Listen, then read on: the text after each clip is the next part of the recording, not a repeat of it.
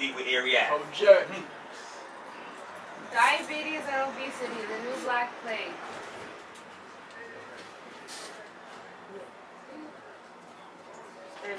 Oh.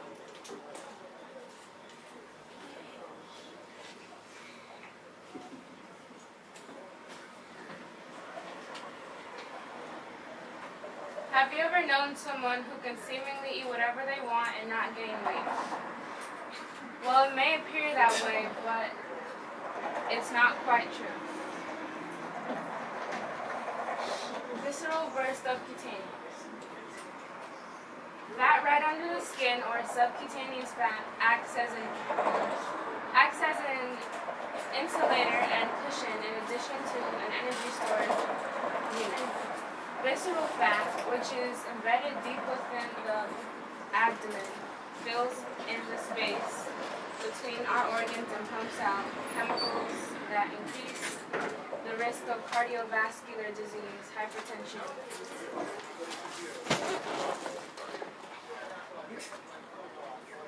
Let's say an Olympian decides they've had enough working out, or a brother comes home from jail's work. They figure they're going to take it easy and eat Oreos every day. 6 months go by. Not only have they not gained weight, gotten bigger, but they've actually lost weight. Forward another 6 months, and the Olympian begins to pack on the pounds. What exactly happened? When our Olympian/ex-con decides to stop working out and changes his diet, he stopped growing his muscles and they begin to atrophy or rot. Then after consuming so much sugar/starch, he gained fat and lost muscle. His weight dropped the first 6 months as his muscle dropped. Once he reached the baseline for his new energy ratio, life force in versus life force out, he started to gain his weight back. But only this time it's all fat and muscle. Wait, before you go any further, this is what fat looks like. Okay, so I don't want anybody to think that fat is sexy when we leave here today. Okay, fat is not sexy. Okay, she's not thick, she's filled with that stuff. Alright? Your man is not eating good, he's eating a lot. He's filled with that stuff. Okay?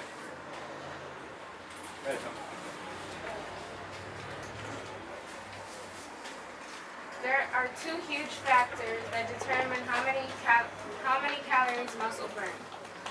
How lean your muscle is and the size of the muscle. At the Amber Institute, we use the formula life force in versus life force out.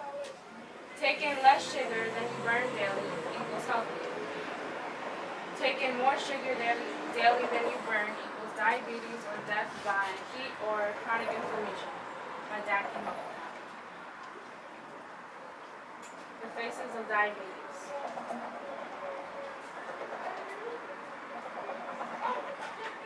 So what does this mean right here? These are all celebrities that have diabetes. Tell them. These are all celebrities that have diabetes.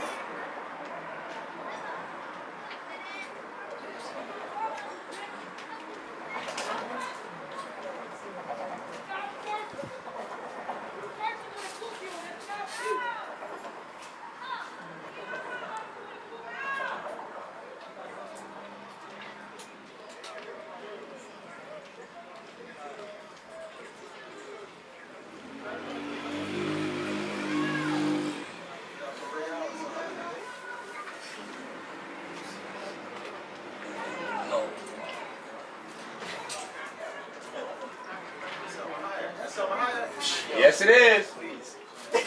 Yo, I heard Ray Allen's son. Now wait. Type 1 got diabetes. Muhammad Ali doesn't have it, but Joe Frazier.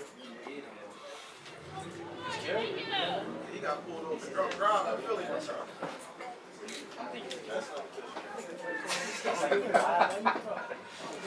All of them.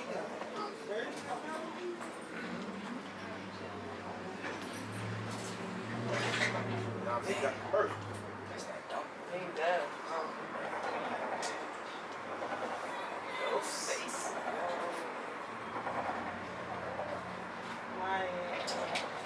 Rest in peace.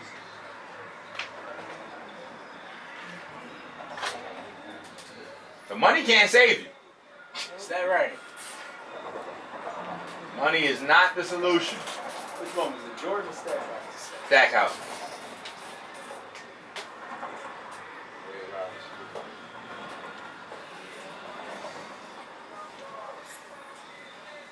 Boston Ducks.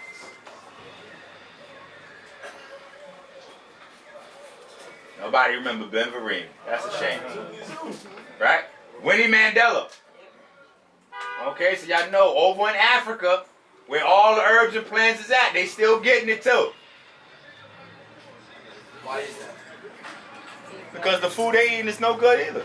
They eating different types of grains and meat, but it's still grains and meat. That couscous ain't saving nobody.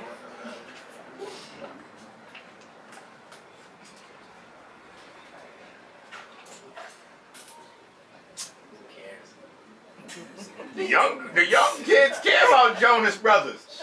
Oh, that's what that was?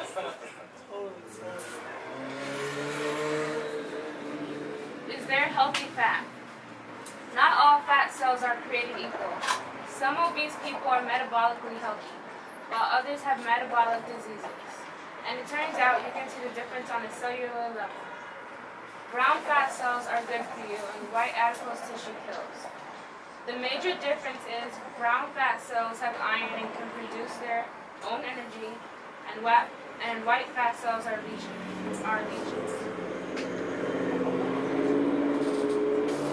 This is a picture of two different people, the same height and the same weight. Oh, sorry. This is a picture of two people that are the same height and weight, but one of them are metabolically healthy and the other one is considered obese.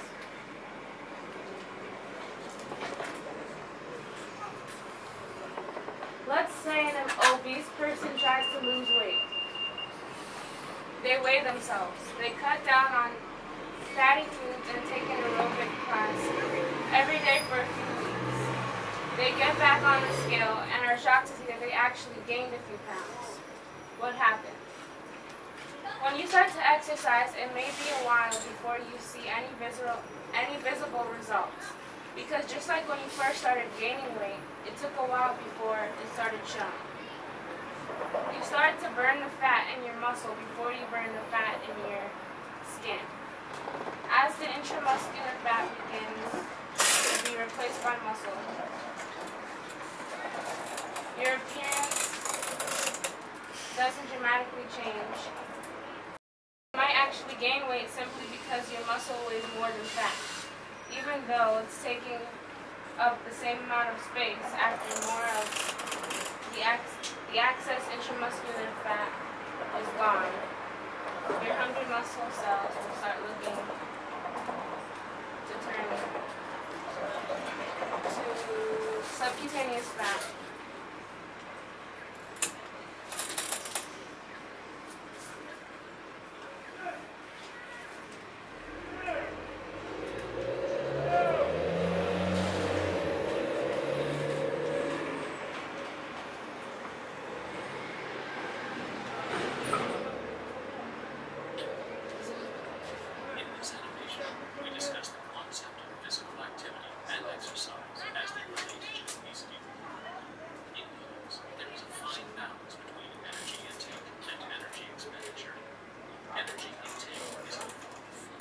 Basically, if we had audio, you'd be able to hear it. What this is demonstrating is the relationship between your energy input, or your energy that you're eating in the form of food, and the energy you're burning off. This is where diabetes is created. All right. As you start to take in more sugars and starches than your body burns off, you're going to have high levels of circulating sugars and starches in the blood. All right.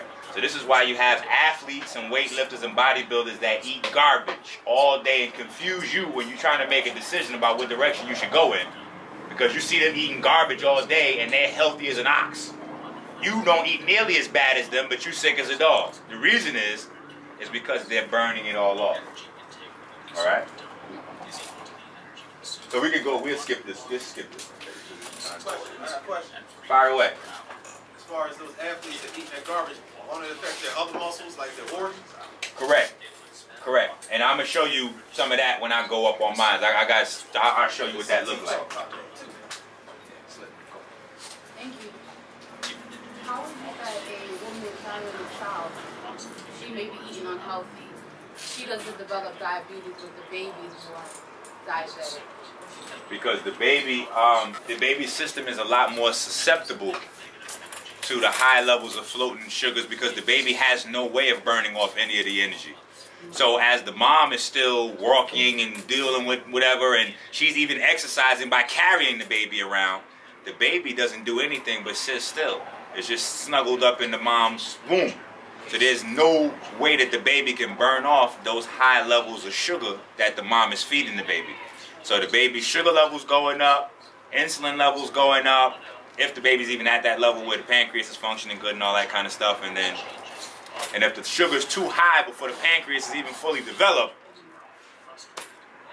we're in trouble. And our mothers are trained negatively to load up on bologna. Oh, what you want, some ice cream? You must be pregnant. Oh, you pregnant, baby? I'm going to load you up on some ice cream. So you go out and get 12 gallons of ice cream for pregnant mothers when you're supposed to be trying to avoid that stuff. She was eating Oreos. Tell about herself. Tell about Does a baby automatically, like if a pregnant woman, does that automatically mean that she's going to gain 100 pounds? If she eat the right things while she's pregnant, she won't gain all that weight, right? Correct. Correct. She doesn't have to put on all that extra weight. That's what happens is because the diet we eat is so devoid of minerals, what doctors tell you to do is just eat more food. Eventually you'll get to a point where you get something out of that. No. If you eat a much more mineral, nutrient-dense diet, she don't have to load up on that stuff. But we see actresses do that all the time because they have nutritionists to make sure that after the baby drop, they can get back in front of the big screen. So this is how you have an actress go from 6-pack, 9-month baby, right back to 6-pack, and she's right in front of the camera screen again in 3-4 months, and we don't know what happens. And a lot of women, oh, she must have had a surgery or something. No, she didn't. She had a nutritionist. So while you had ice cream, she had salad. While you were sitting down, your husband trying to tell you, no, don't worry about it, baby. I'm going to rub your feet. Don't do nothing. She wasn't doing that. She was getting around that, her back, fat butt, around that track all the whole time. Because if you see Africans have no problem with working. They're in the hair braiding salon right now, 9 months pregnant. Standing up on their feet the whole day. So there's nothing wrong with exercising as a pregnant mother. The problem is, if we're not used to exercising ever, then we get pregnant and try to exercise at that point, your body's not even ready for that. So now, through epigenetics, we haven't even passed on genetics prepared for that, so the baby's muscles are all underdeveloped and they're going to be shocked by the exercise. So it's not good for the mother or the baby at that point, strenuous exercise. So, 3.5 miles pregnant, she was pregnant. that's right. Yeah. Because she's in shape. 2 minutes and 36 seconds. Oh, I'm sorry. I gotta get that. What about the relationship in the infant where diabetes is caused by the protein in milk? Well, it's not Being necessarily... attacked, right? Right. It's not necessarily the protein in the milk. What's happening is this is something that affects the energy production at the cellular level. So when we're looking at diabetes, we're also looking at energy production. So a lot of times what happens is once there's too much... Hold that, and I'm gonna go deeper, and I'll have slides, and I'll show you the explanation for that. It's easier for me to show you the muscle cell relationship to the floating sugars, and I have that in mind.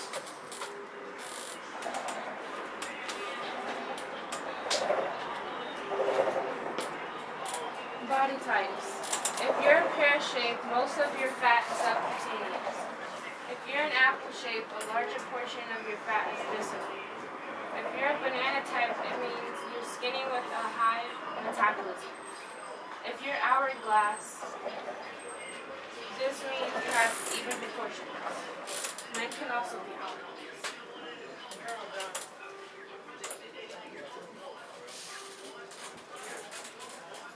Let's all stand and stretch and figure out our body types. I know I'm hourglass.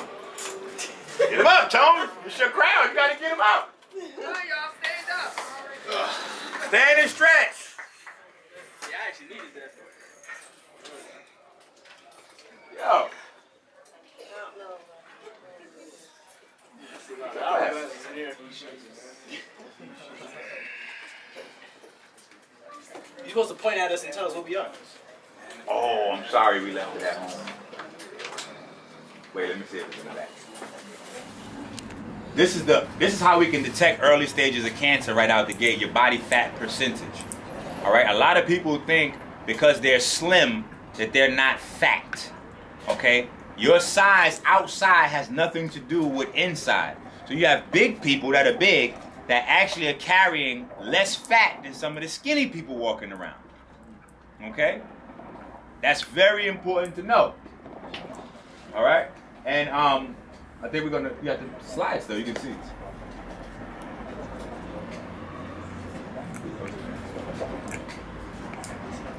So you can kind of get a good look, you can get an idea of where you're at in here.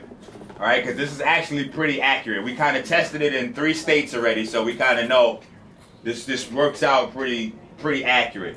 So, you know, if you're in this area right here, okay, you know how you look when you get naked, okay?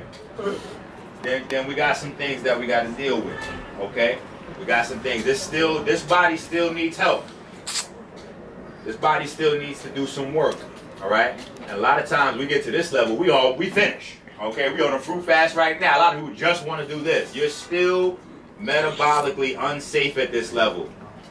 You're still metabolically safe at this level, okay? We don't need you to look like this, but we do want to get you in this area. We want to get you looking athletic. We want to get you in the teens, all right? Be safe from the metabolic issues. Quick question.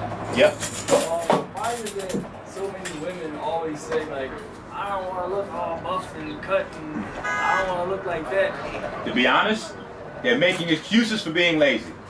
Is that what it is? Yes, because it's so long for you to work out, ladies, to get from where you are to getting like a bodybuilder. You got to work out damn near every day for 4 or 5 years doing strength training to look like those ladies and take hormone supplements and all kinds of stuff. So you have no danger of looking like Rocky Balboa or, you know, Grace Jones or, you know, one of those over-muscular looking women. Now, wait a minute. You can, by continuing to eat the things that you're eating, start to look like a man a lot faster than by working out hard. Okay, because there's a lot of women's now that's growing full beards. They have shoulders, and even the babies are coming out looking different now because of the hormone mixing. Women no longer are having the feminine neck and shoulders. Their shoulders are just as broad as yours. That's right. So that's definitely a hormone thing. So you don't have to worry about working out. Working out is not going to hurt you.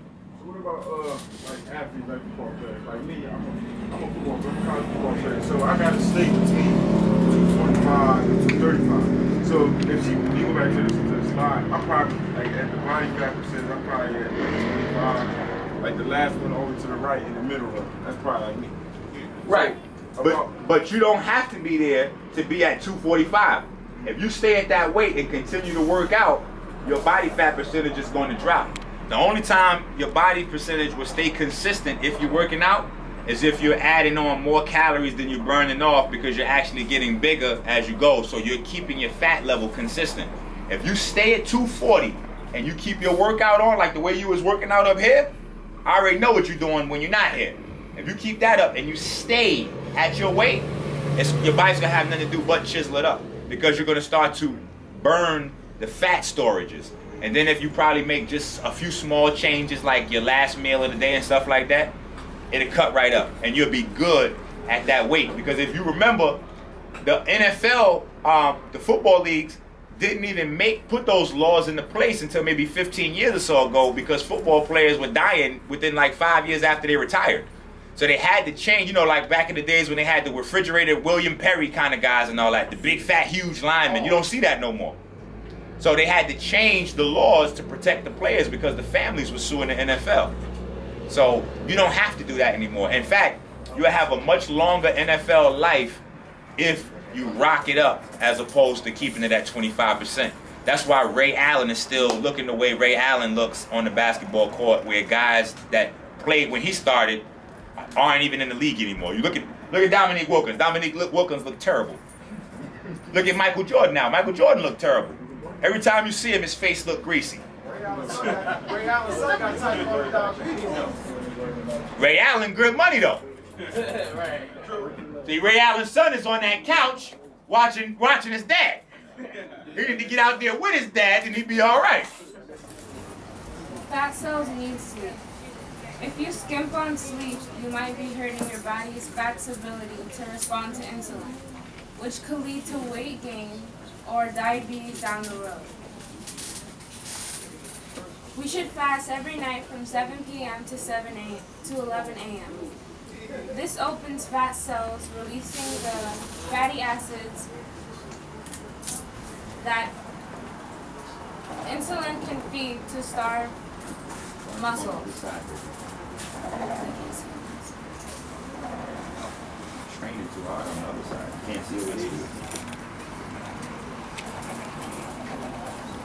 If we eat late, we load the blood with more sugar and insulin that does not get burned. Cortisol must be released from the liver to convert that unburned stuff back into fat and push it back into the fat cells. Cortisol is like my mom. She just wants a clean house.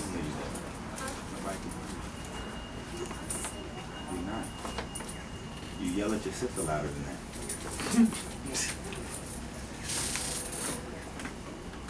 Cortisol is like my mom. She just wants a clean house. She'll throw away your stuff, whatever she has to do to get the house clean. Just like cortisol. Basically, this answers your question.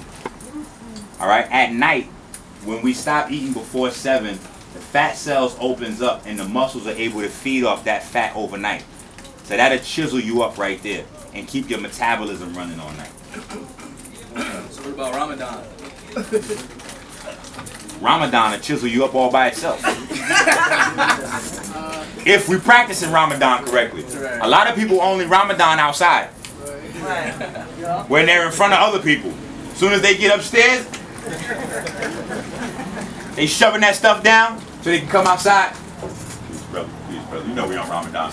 No, I don't care. As soon as they get upstairs. So basically, you should eat sundown. We shouldn't eat sundown to sunup. Right. Sundown to sunup.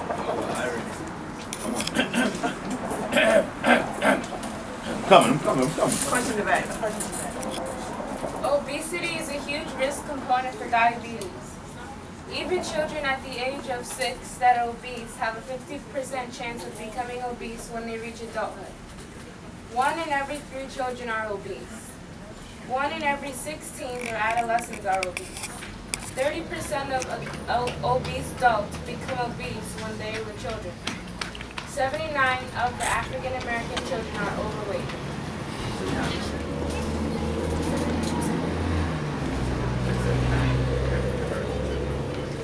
Oh no, 79% of the African American children are overweight. The black race has the highest percentage of diabetes. Even children as young as 6 months can be obese, all because we want to act ratchet. Right. Oh man.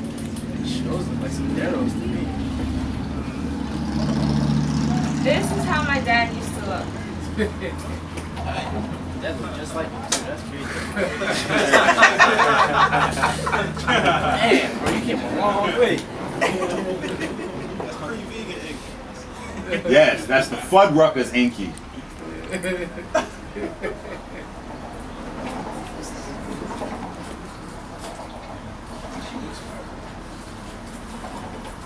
I'm pretty sure this is how my mom used to look, because if that's how my dad looked while my mom was pregnant with me, then they had to be in it all together.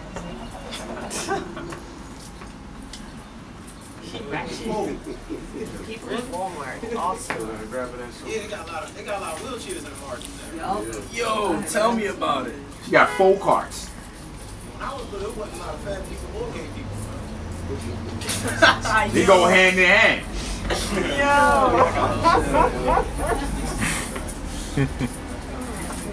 Estrogen-rich foods and cortisol mixed together. Stop. Yeah, that's what I'm looking at.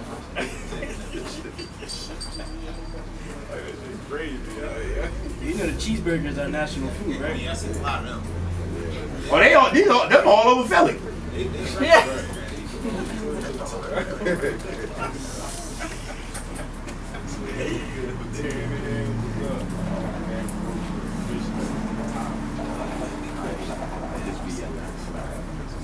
Hold on, please.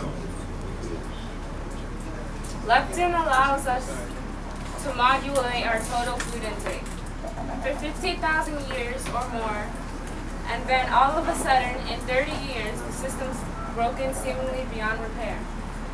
One signal of the brain is the starvation signal, and leptin tells your brain you've had enough, and you can burn energy properly. But when you don't get the energy signal, your brain thinks you're starving. The site where dopamine works is the nucleus accumbens. Dopamine is a neurotransmitter. It conveys the feeling of pleasure. And pleasure, for lack of a better word, is good. Except that too much pleasure, as it turns out, is not. In the process for going for more pleasure, we have changed our dopamine system. And one of the keys to addiction is the idea that after stimulating the system chronically again and again and again, the receptors for dopamine signals are now downregulate and now there are fewer of them. You have to eat more to get the same effect. And then when you pull the chemicals that cause the pleasure away, now there's no dopamine and fewer receptors that give you symptoms of withdrawal. So tolerance and withdrawal are the hallmarks of addiction. Sugars specifically downregulate the same receptors in the nucleus accumbens as does all of the other abusive compounds such as nicotine, alcohol, cocaine, morphine, cannabis, etc.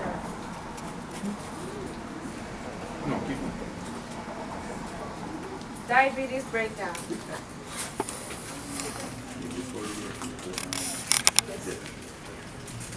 I heard y'all liked my guanylate discovery, so I went back for them. Peanut butter can be a nutritious... How many of y'all did I tell about the guanylate story? Nobody? Anybody here? Alright, one day she came home from school and she told me, Daddy, I didn't know that there was bat doodle in the potato chips. So I said, baby, hold on, I do the health studies, you know. I got this. There's no doodle in the potato chips. You know, white folks is off the chain, but there's no doodle in the potato chips. I said, Daddy, there's doodle in the potato chips. It's called guanylate. So when I looked up guanylate, guanylate is made from bat guano, which is a slick way of saying bat shit. So this is her second. She's coming back now with more doodle research for us.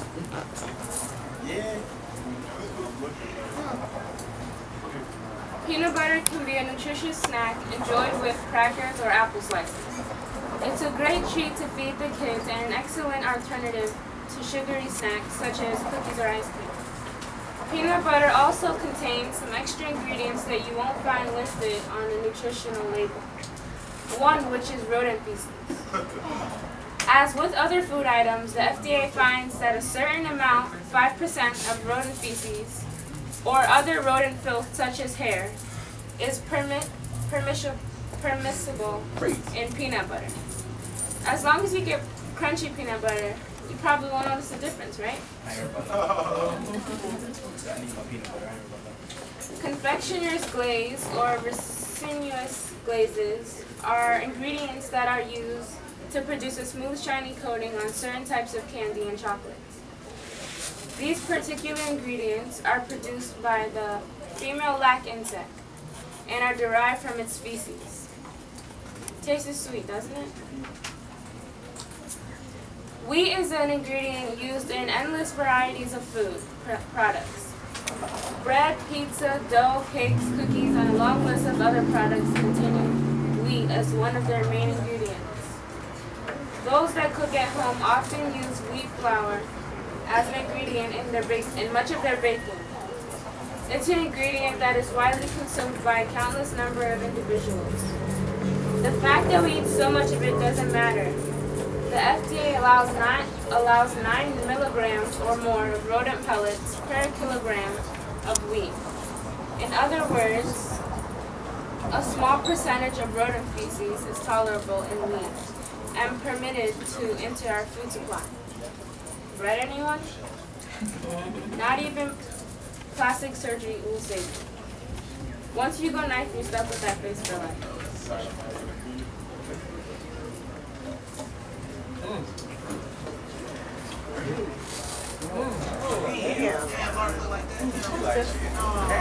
Saved by the bell. She should have stepped with the bell instead of the knife. Right. I don't do that. Yes, ma'am. I was reading on the news, because I go on the web and get news, but in the UK, they had placed a woman in prison, lockup, because her child was obese. That's coming here? I seriously doubt it, because that's not going to do nothing but save black folks. But that's what they did. They locked her up. Yeah. In the UK, it's number white folks out there, so they're trying to keep their people alive. Ah. Yeah. The UK ingredients and everything, like you can take a Nutri-Grain bar here and it'll be completely different than the Yeah, a lot of the food that's here, period, is illegal in the UK. Yeah. They go to the Asian markets, their food have different ingredients. You don't want to wind up like the girl who jumped through and go straight and died, right? My sister posted.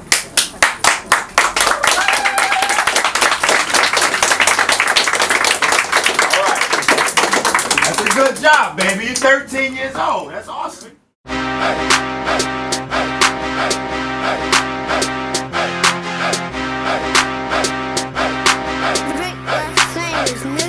Right off the Barnary sub-stop, Philadelphia, PA. Shot so loud you would think it was a club spot. African Americans, although we all over the web, we the hood librarians. We ship to prisons too. We reach out and deliver to those that's bitten too, but it's more than a bookstore. You want it, we got it. Mixtapes, DVDs, and culture products. Black and Nobel got our hands in a lot of projects. We welcome all to come build. The energy is positive. Every member of the team is awake and conscious. Come through and experience this place of knowledge. They say they'll put it in a book if they wanna hide it from us, but we got them books so you can buy it from us. Something to read while you on a train or riding a bus. Get your read on, food for thought, get your eat on. Black and Nobel, I buy my books at Black and Nobel. Black and Nobel, I buy my books at Black and Nobel. Black and Nobel, I buy my books at Black and Nobel.